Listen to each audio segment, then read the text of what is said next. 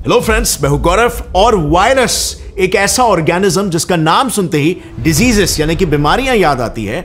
उन्हीं वायरसेस को अब साइंटिस्ट यूज कर रहे हैं कैंसर, जी हां, कैंसर जैसी एक डेडली बीमारी को क्योर करने के लिए। एंड यू नो व्हाट, इस टेक्नोलॉजी के कई सारे ह्यूमन एक्सपेरिमेंट्स सक्सेसफुली हो भी चुके हैं। रिसेंटली कैंसर सर्जन ह्यूमन फोंग को इन्हीं वायरसेस की मदद से लास्ट स्टेज कैंसर पेशेंट को ठीक करने में भी सफलता मिली है, जिस स्टेज में ऐसा माना जाता था कि कैंसर का क्योर नहीं हो सकता है। इनफैक्ट डॉक्टर्स के मुताबिक ये वायरस ब्रेस्ट, लंग, ओवेरियन जैसे 8 से भी ज्यादा कैंसर्स को ठीक कर सकते हैं। सो क्या इस टेक्नोलॉजी से हम कैंसर को एक 100% क्योरेबल डिजीज बना पाएंगे? Well, actually let's not jump the guns, क्योंकि 1950s में जब वायरस के कैंसर क्योरिंग एबिलिटीज पर ट्रायल शुरू थे ना, तब बहुत सारे पेशेंट्स की मौत हो गई थी। दरअसल इस प्रोसेस की शुरुआत हुई थी 1904 में, जहां पर एक ल्यूकेमिया यानी कि ब्लड कैंसर की पेशेंट इन्फ्लुएंजा वायरस से इन्फेक्ट हो गई थी। उसके इलाज के दौरान एक अमेरिकन डॉक्टर जॉर्ज डॉक ने एक काफी विचित्र सी चीज देखी। इस वायरल इन्फेक्शन की वजह से उसका कैंसर ठीक हो रहा है। कैंसर की वजह से उसका जो लिवर और स्प्लीन फूल गया था, वो दोबारा से अपने नॉर्मल साइज में रिटर्न हो रहा था, और यहां तक कि ये ऑर्गन्स कैंसर फ्री भी हो रहे थे। अब ये वायरल इन्फेक्शन कैंसर सेल्स को किल कैसे कर रहा था, इस मैकेनिज्म का जॉर्ज ने कई एक्सपेरिमेंट्स के जरिए पता लगाने की कोशिश किया, लेकिन टेक्नोलॉजी ना होने के कारण उनके हाथ उस वक्त कुछ भी नहीं लगा। और इसीलिए अंत में थक हार कर उन्होंने इस पेशेंट में किए गए सारे ऑब्जर्वेशंस को बस सिर्फ एक पेपर के जरिए पब्लिश कर दिया, ताकि फ्यूचर में इस पर कोई भी अगर स्टडी हो तो इसके पीछे की एक्चुअल वजह सबके सामने आ सके। अब यहां पर इसके कुछ साल बाद शुरू होता है इस पर खोज, और यह बात फेमस ऑन्कोलॉजिस्ट यानी कि कैंसर स्पेशलिस्ट चेस्टर साउथहैम के नजर में आती है, तो उन्होंने स्टडी को आगे बढ़ाने का सोचा। अब उन्हें यह तो पता था कि वायरस ही इसके पीछे का कारण है, और इसीलिए स्टडी को आगे बढ़ाने के लिए उन्होंने अलग अलग वायरसेस को कैंसर पेशेंट्स में इंजेक्ट करना शुरू कर दिया और उसके इफेक्ट्स को स्टडी करना। 1956 में पहले ट्रायल की शुरुआत की, और सबसे पहले उन्होंने 30 कैंसर पेशेंट्स में common flu virus adeno virus को इंजेक्ट किया और कैंसर को ऑब्जर्व किया। उन्होंने देखा कि 30 में से 26 पेशेंट्स के कैंसर सेल्स यानी कि ट्यूमर्स के साइज धीरे धीरे कम हो रहे हैं और वो रिकवर कर रहे थे। फर्स्ट ट्रायल के सक्सेस को देखकर उन्होंने सेकेंड ट्रायल की शुरुआत की, और इस बार उन्होंने 22 कैंसर पेशेंट्स को दूसरे वायरस हेपेटाइटिस बी से इन्फेक्ट किया और फिर एक बार उन्हें ऑब्जर्व किया। अब शुरुआत में इस एक्सपेरिमेंट्स के भी रिजल्ट कुछ सेम ही आ रहे थे, लेकिन कुछ ही दिनों में 22 में से 14 पेशेंट्स को हेपेटाइटिस बी के सीवियर सिम्टम्स दिखने लग गए। उनकी स्किन येलो होने लग गई, फीवर होने लग गया, एब्डोमिनल पेन बढ़ता चला गया, और एक पेशेंट की अनफॉर्चुनेटली जान चली गई। लेकिन फ्रेंड्स, सिर्फ यहीं पर बात खत्म नहीं हुई। ऑन द अदर हैंड, बाकी के पेशेंट्स का वायरल इन्फेक्शन जैसे ही ठीक हुआ, उनका ट्यूमर साइज दोबारा से दुगनी तेजी से बढ़ने लग गया, और देखते ही देखते 1 से 2 महीनों के इंटरवल में कुछ पेशेंट्स की मौत हो गई। अब ये काफी विचित्र सी बात थी, राइट? बट नेवरदलेस इस स्टडीज के इतने जानलेवा रिजल्ट्स देखकर इस स्टडी को तुरंत बैन कर दिया गया, और वहीं पर उसकी रिसर्च अधूरी ही रह गई Until 1990, जब मेडिकल फील्ड के एक नए ब्रांच जेनेटिक इंजीनियरिंग की शुरुआत हुई, जिसने मेडिकल की पूरी दुनिया को बदल कर रख दिया। बेसिकली जेनेटिक इंजीनियरिंग में टेक्नोलॉजी की मदद से जीन्स को ऐड या कट करके उन्हें मॉडिफाई किया जाता है, ताकि डिजीजेस को ट्रीट करके क्योर किया जा सके। अब यह प्रोसेस काफी पॉजिटिव रिजल्ट्स दिखा रही थी, और इसीलिए इसका इस्तेमाल दुनिया की पहली genetically modified vaccine hepatitis B बनाने में किया गया। इस वैक्सीन को बनाने के लिए साइंटिस्टों ने ईस्ट में से HBS एंटीजन एक्सट्रैक्ट किया। अब स्पेसिफिकली यहां पर HBS एंटीजन इसीलिए क्योंकि यही same antigen hepatitis B virus के सरफेस पर भी प्रेजेंट होता है, और इसीलिए उन्होंने ये सोचा कि इस एंटीजन को यूज करके वो बॉडी में हेपेटाइटिस बी के वायरस को आइडेंटिफाई करके डिस्ट्रॉय कर सकते हैं। कैसे? तो देखो, जब भी कोई एंटीजन यानी कि फॉरेन पार्टिकल बॉडी में एंटर करता है, तब उसे खत्म करने के लिए human immune system specific antibodies produce करती है, जो सिर्फ उन्हीं एंटीजेंस पर अटैक करती है। यानी कि HBS एंटीजन की वजह से जो एंटीबॉडीज प्रोड्यूस होगी, वो किसी दूसरी बीमारी के एंटीजेंस पर अटैक नहीं कर पाएगी। तो उन्होंने वैक्सीन के जरिए इस एंटीजन को पहले ही बॉडी से इंट्रोड्यूस करवाया, ताकि जब हेपेटाइटिस बी वायरस बॉडी में एंटर हो, तो ये एंटीजन उसके सरफेस पर मौजूद HBS एंटीजन को आइडेंटिफाई करके वही स्पेसिफिक एंटीबॉडीज प्रोड्यूस करे और एंटीजन के साथ ही पूरे वायरस को भी खत्म कर दे। इस वैक्सीन की मदद से डॉक्टरों को हेपेटाइटिस बी को कंट्रोल में लाने में सफलता मिली। अब इस वैक्सीन के सक्सेसफुल रिजल्ट को देखकर 1996 में कैंसर बायोलॉजिस्ट फ्रैंक मैककॉर्मिक और उनकी टीम को यह ख्याल आया कि इसी तरह से वायरस के जीन्स में भी बदलाव करके वायरस से कैंसर ट्रीटमेंट की टेक्निक दोबारा रिवाइव की जा सकती है। और इसीलिए उन्होंने बिल्कुल 1956 की तरह एडिनो वायरस को लिया, लेकिन इस बार उन्होंने जेनेटिक इंजीनियरिंग की मदद से उसके जीन्स में कुछ चेंजेस किए और एक नया वायरस बनाया कॉल्ड Onyx 015। अब ये स्पेसिफिक मॉडिफिकेशन कैंसर ट्रीटमेंट के लिए गेम चेंजर कैसे साबित हुआ?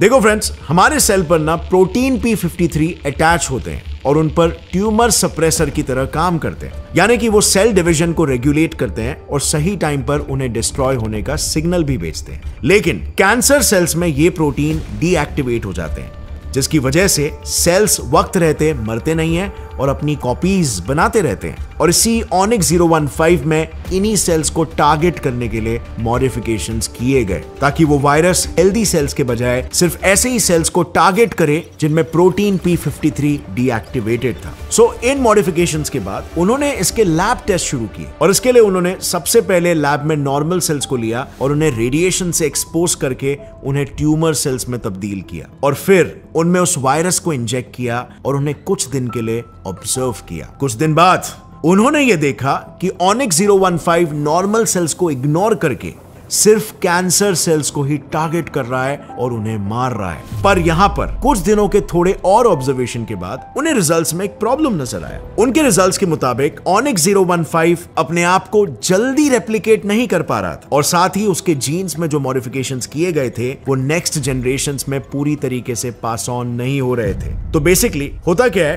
कि किसी भी ऑर्गेनिज्म की एक पैकेजिंग कैपेसिटी यानी कि नए जीन्स को एक्सेप्ट करने की एक लिमिट होती है। उसके ऊपर ना वो नए जीन्स को एक्सेप्ट करता है और ना ही उन्हें नेक्स्ट जनरेशन में पास ऑन करता है। और ऐसा ही कुछ Onyx 015 के साथ भी हो रहा था, जिसकी वजह से वायरस की नेक्स्ट जनरेशन कैंसर सेल्स के साथ साथ हेल्दी सेल्स को भी खत्म कर रही थी। बट उन्होंने इस प्रॉब्लम को सॉल्व करने के लिए एक सोल्यूशन निकाला। उन्होंने ऐसे वायरस को मॉडिफाई करना शुरू किया जो शॉकिंगली हम सभी के बॉडी में बचपन से प्रेजेंट था। तो Onyx 015 में जो प्रॉब्लम्स आ रहे थे उन्हें अवॉइड करने के लिए कुछ दूसरे साइंटिस्टों ने सोचा कि कोई ऐसा वायरस लिया जाए जिसे हमारी ह्यूमन बॉडी ऑलरेडी जानती हो और उसका कोई साइड इफेक्ट ना हो। इस पर जब वो रिसर्च कर रहे थे तब उनके ध्यान में एक ऐसी वायरल डिजीज आई जो कि विलुप्त हो गई थी, स्मॉल पॉक्स, जो कि वैक्सीनिया वायरस के वजह से होता है। अब यहां पर स्पेसिफिकली स्मॉल पॉक्स इसीलिए क्योंकि इस डिजीज से हम ऑलरेडी वैक्सीनेटेड है, जिसकी वजह से अगर भले ही इन्हें बॉडी में इंजेक्ट किया गया तो उससे किसी भी तरह के इन्फेक्शन होने के चांसेस ना के बराबर है। और इसीलिए इस दूसरी स्टडी को लीड कर रहे प्रोफेसर ह्यूमन फोंग ने वैक्सीनिया को कंसिडर किया और उसमें Onyx 015 की तरह जेनेटिक मॉडिफिकेशंस करने लग गए। उन्होंने ये नोटिस किया कि ये वायरस बाकियों के मुकाबले एक साथ कई नए जीन्स को अपने अंदर एकोमोडेट कर सकता है, जिस वजह से इसे कैंसर स्पेसिफिक बनाना और भी आसान था, क्योंकि नॉर्मली वायरस बॉडी में घुसते ही छुपने के लिए सेल के अंदर चला जाता है, जिससे हमारी इम्यून सिस्टम उसे डिटेक्ट नहीं कर पाती। इस सेल में जाकर वायरस एक्टिवेट हो जाता है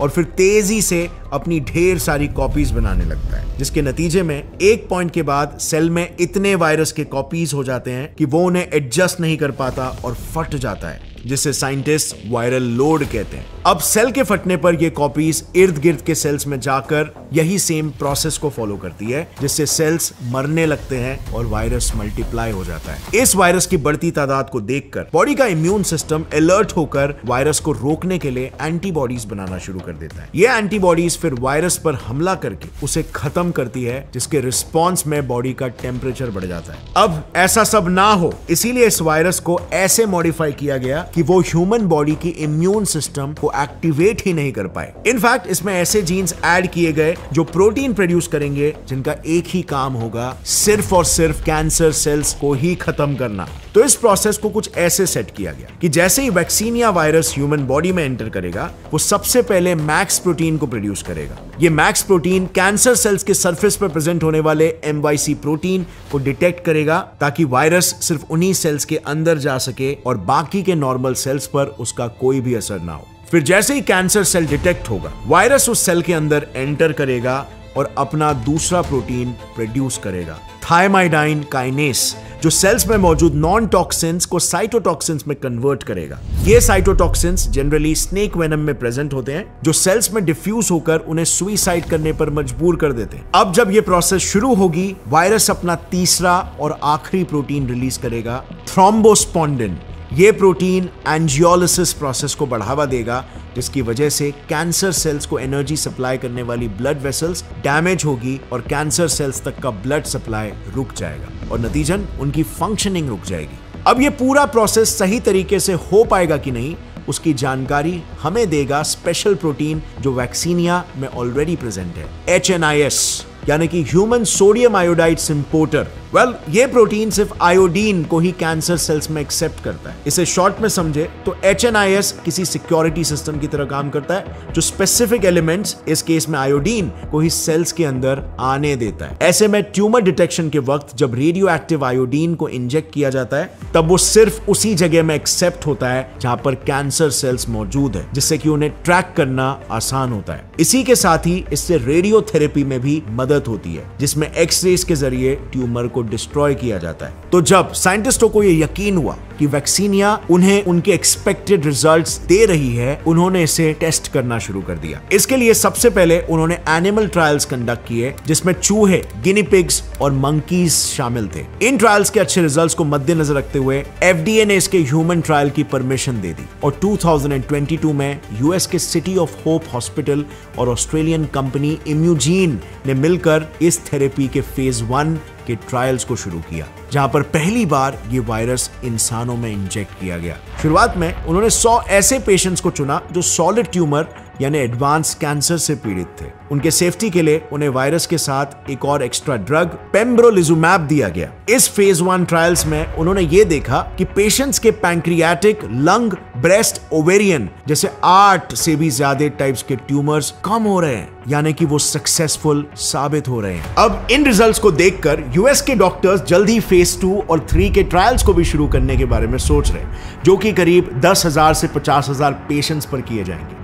अब ये तो फिलहाल के लिए US तक ही सीमित होने वाला है, लेकिन ऐसे ही एक दूसरा ट्रायल यहां पर मुंबई में भी हो रहा है, जिस पर टाटा मेमोरियल, एक्ट्रैक और IIT बॉम्बे साथ में मिलकर काम कर रहे हैं। ये ट्रीटमेंट वैक्सीनिया से थोड़ा अलग है, क्योंकि इसमें वायरस को हमारे इम्यून सिस्टम के T सेल्स के साथ फ्यूज करके एक ऐसा ड्रग बनाया गया है जिसे काइमेरा या CAR T सेल थेरेपी भी कहते हैं। अब क्योंकि इसमें हमारी इम्यून सिस्टम के कुछ सेल्स शामिल हैं, सो ये ड्रग बिना किसी साइड इफेक्ट के कैंसर सेल्स पर एग्रेसिवली अटैक करेगा। इस ड्रग को इंडिया में बनाने के पीछे का मेन मोटिव था कैंसर ट्रीटमेंट को आम लोगों के लिए भी अफोर्डेबल बनाना, क्योंकि कई दूसरे देशों में इस ड्रग और ट्रीटमेंट की कीमत 5 से 10 करोड़ तक पहुंच जाती है, और वहीं पर इंडिया में इसका ट्रीटमेंट कुछ 20 लाख रुपए में ही हो जाएगा। So don't you think friends, it's gonna be very interesting कि कैंसर जैसे जानलेवा बीमारी का भी सल्यूशन विज्ञान के पास आ चुका है और बहुत ही जल्द वो लोगों के लिए भी एफोर्डेबल बन जाएगा। अब बात तो ये है ना कि जहां पर ऐसे ड्रग्स से लोगों की जान बच रही है, वहीं पर कुछ ऐसे भी ड्रग्स हैं जिनकी वजह से लोगों की जानें जा रही है और वो फ्यूचर में एक बहुत ही बड़ा खतरा साबित हो सकते हैं। मैं बात कर रहा हूं यहां पर एक ऐसे ड्रग की जो कि इंसानों को, अच्छे खासे हेल्दी इंसानों को जिंदा ज़ॉम्बीज में तब्दील कर रहा है। And I am not even exaggerating, जिंदा ब्रेन डेड ज़ॉम्बीज में। इस पूरे ड्रग ज़ाइलेज़ीन, जो कि भारी मात्रा में काफी सारे लोग कंज्यूम कर रहे हैं, पे ऑलरेडी मैंने एक डिटेल वीडियो बनाया जिसे आप यहां पर क्लिक करके देख सकते हो। I highly suggest you go and check it out so that you also be informed about this drug. और अगर फ्रेंड्स इस वीडियो से आपको कुछ भी नया सीखने मिला, एक लाइक जरूर ठोकना। सी यू नेक्स्ट टाइम। जय हिंद।